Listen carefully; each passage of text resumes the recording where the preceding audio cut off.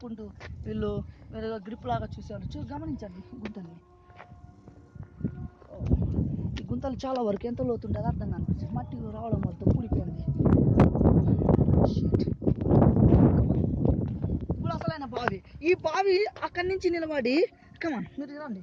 కమాన్ ఈ బావిని గమనించినట్లయితే ఇక్కడ చాలా మంది వేల జనాలు వచ్చి వందల మంది వచ్చి వచ్చి ఇక్కడి నుంచి రాయి అటు సైడ్ ఇసురాలని చాలా ప్రయత్నాలు చేస్తారు. అయితే ఇంతవరకు మరి నాకు తెలిసినంతగా నేను చూసినంతగా ఒక వ్యక్తి దాటించాడు, నా ఫ్రెండ్. ఆ అబ్బాయి పేరు బాలు. ఇప్పుడు ప్రస్తుతానికి మేము సర్కిల్లో లేము కాబట్టి అయితే చాలా వరకు మేము చాలా రాళ్ళు ఇస్తున్నాం కానీ మా చేతులు సొమ్మసిల్లిపోయినా కానీ అవతకు దాటుకోలేకపోయింది.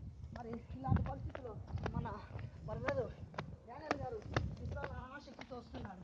చూద్దాం అతని ప్రయత్నం మళ్ళీ ఎలాగవుతుందో. మీరు వీడియో వచ్చి అక్కడికి వెళ్ళి రాళ్ళు విసిరే కార్యక్రమం పెట్టుకోండి, మిమ్మల్ని వీడియో తీస్తాం.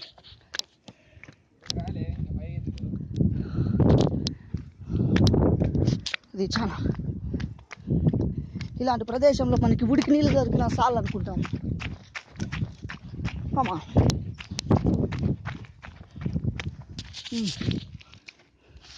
ఇసిరాడు, కాకపోతే దాటలేదు. దాన్ని దాటించడమే. గోడను చూడు అటు సైడ్ దానికి. ఇది మీ ప్రోగ్రాం. రాళ్ళు కరువు లేదు. ఇద్దు ఇక్కడ ఒకటి ఉన్నాయి.